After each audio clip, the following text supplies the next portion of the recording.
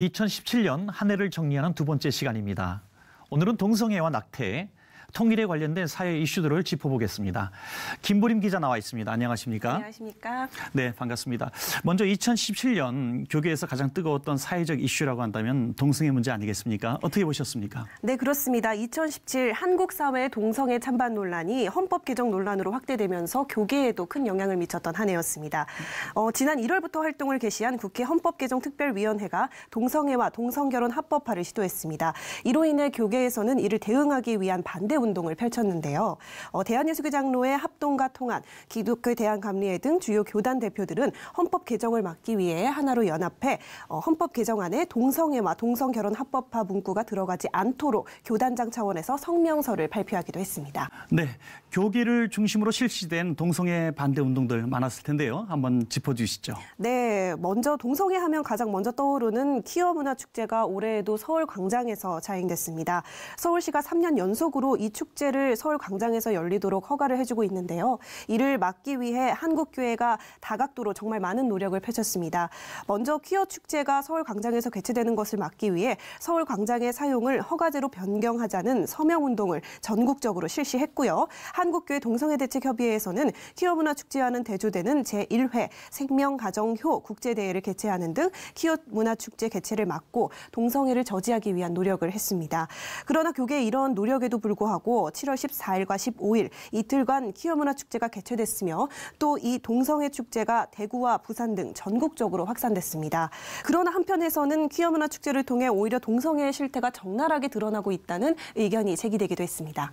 네, 사실 동성애 하면 일반 국민들은 퀴어 문화 축제를 통해서 동성애 문제를 이렇게 접하고 있는데요. 여전히 동성애 퀴어 문화 축제가 진행되고 있습니다. 올해는 어땠나요? 네, 이번 축제 역시 참가자들이 서울 광장에서 흡연을 하는 등 불법이 난무했고요. 그리고 음란 수위는 더 고조됐습니다. 축제가 열리는 내내 시민들은 이를 그냥 지켜봐야 했는데요. 또 국가기관으로서는 처음으로 국가인권위원회가 축제에 참석해 홍보 부스를 마련하기도 했습니다. 또 주한 미국 대사관에서 퀴어 축제를 지지한다는 무지개 깃발을 내걸어 교계로부터 규탄을 받기도 했고요. 퀴어 축제가 개최되는 15일 서울 대한문 광장에는 한국기독교총연합회와 한국교회연합 등 기독교 단체들과 대한예수교 장로회 합동과 통합 등 주요 교단들의 총회장들이 그리고 또 1만여 명의 시민들이 동성애 퀴어 축제 반대 국민대회를 개최해 동성애 반대 집회를 열었습니다. 네, 그렇군요. 교계를 비롯해서 이렇게 많은 국민들이 반대 의사를 표현했어도 불구하고 퀴어 문화 축제가 이렇게 진행되는 것은 광장 이용 조례가 문제가 된다고 합니다. 어떻게 보셨습니까? 네, 맞습니다. 이에 교계는 신고만 하면 누구나 사용이 가능한 서울광장 사용 여부를 신고제에서 허가제로 바꾸자는 성명을 진행했는데요. 9만 명이 넘는 시민들의 반대 성명에도 불구하고 서울시의 최종 허가로 퀴어 문화 축제가 개최됐다는 것을 문제 삼으며 서울시에게 책임과 의무를 가중시키기 위해 성명운동을 진행했습니다. 이 운동을 지속적으로 진행하며 내년 2018년에도 서울 광장에서 음란과 불법이 자행되는 퀴어 문화 축제가 열리는 것을 막기 위한 활동을 이어나갈 것이며 한국교회 성도들의 참여를 독려하기도 했습니다. 네, 소중한 가정을 지키고 또 우리 자라나는 청소년들을 위해서라도 이 퀴어 문화 축제 꼭 저지해야 되겠습니다. 금년에도 교단적 차원으로 이 동성애에 정말 적극적으로 대처한 것으로 알고 있는데요. 교단적 대응들을 좀 소개해 주시죠. 네, 정기총회를 통해 한국교회 주요 교단들이 동성애 반대를 결의하고 나섰습니다. 이들은 동성애를 지지 옹호하는 이들에 대해 신학교 입학을 불허하는 등 이들이 요청하는 예배를 거부할 수 있도록 하는 동성애 활동에 철퇴를 내렸습니다. 조금 더 자세히 말씀드리자면 먼저 대한예수교 장로회 합동총회에서는 헌법 제4장 제3조 목사의 직무항에 동성애자와 본 교단의 교리에 위배되는 이단에 속한 자가 요청하는 집례를 거부하는 것을 넘어 교회에서 추방할 수 있다는 문구를 삽입했습니다. 네네. 예장통합 측에서는 동성애자는 교회의 항존직과 임시직, 유급 종사자가 될 수 없도록 조치를 취했으며 100만인 서명운동을 전개하기도 했고요. 기독교 한국침례 역시 동성혼 합법화 반대 결의를 통과시키며 동성혼 합법화와 군형법 92조 6 폐지에 반대하는 100만인 서명운동을 전개 동참키로 결의했습니다. 네네. 어느 해보다도 정말 교단적으로 적극적으로 이렇게 대응한 한 해가 된 것 같습니다.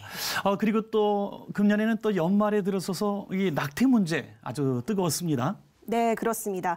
청와대 국민청원 게시판에 낙태죄 폐지에 관한 국민청원이 23만 명을 넘어서며 문재인 정부가 8년 만에 낙태 실태 조사를 재개한다고 밝혔습니다.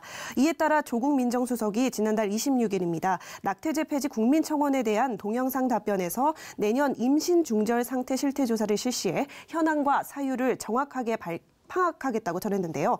논의를 공론화하겠다고 밝힌 것에 대해 기독교계는 건전한 공론화는 환영한다고 밝히며 합법화로 미리 결론을 내놓고 사회적 합의 과정만 진행한다는 건 곤란하다는 경계심을 나타내기도 했습니다. 네. 또 그런가 하면 올해는 한랄 도축장이 충남 부여에서 건립될 뻔했습니다. 네, 맞습니다. 7월 충청남도 부여군 구룡면 동방리에서 한랄 도축장 건립 사업을 추진하려는 움직임이 있었는데요. 이에 부여군 기독교연합회 주축으로 충남기독교총연합회와 범시민연대 등 부여 한랄 도축장 반대 범시민연구가 구성돼 부여군청 앞에서 반대 기자회견을 열고 한랄 도축장 건립에 대한 반발에 나섰습니다. 부여군 기독교연합회 유기종 회장은 한랄 도축장 건립은 무슬림 대거 유입과 이슬람 의식 전파로 이어질 것을 지적했습니다.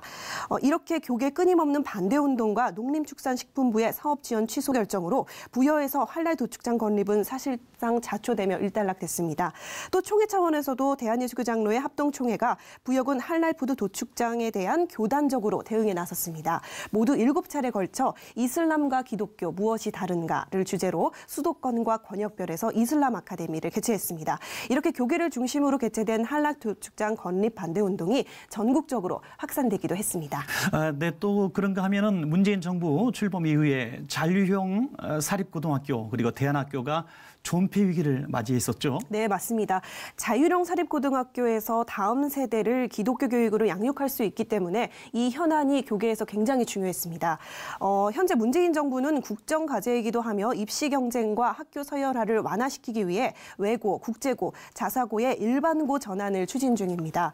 교육부가 자발적으로 이 일반고로 전환한 학교에 대해 재정 지원을 하겠다는 정책을 내세우기도 한 상태고요. 그러나 기독교 학교 교육 연구소를 비롯한 기독사학단체들을 이를 반대하고 나섰습니다. 기독교학교 교육연구소 박상진 소장은 국가가 교육의 주체가 돼 교육 전반을 통제하겠다는 것을 문제 삼았습니다. 부모와 교사, 개별 학교의 자율성을 무시하거나 제한하는 것은 민주주의 교육보다는 전체주의 교육으로 나아갈 위험성을 내포하고 있다는 것인데요. 또 응급조치처럼 처방된 자율성이 제한되는 정책에 대해 우려를 표명하기도 했습니다. 네네. 문재인 정부의 통일 관련 분야 또 짚어주시죠. 네, 문재인 정부의 출범 후 얼어붙었던 방북 사업에 모처럼 파란불이 켜졌습니다. 네. 통일부가 북한과의 종교 교류를 위한 민간단체의 방북을 대거 승인한 것인데요. 지난 6월 2일입니다. 북한 주민 접촉이 승인된 단체로는 한국기독교연합사업 유지재단과 한국종교인 평화회의, 평화삼천 등 6곳입니다.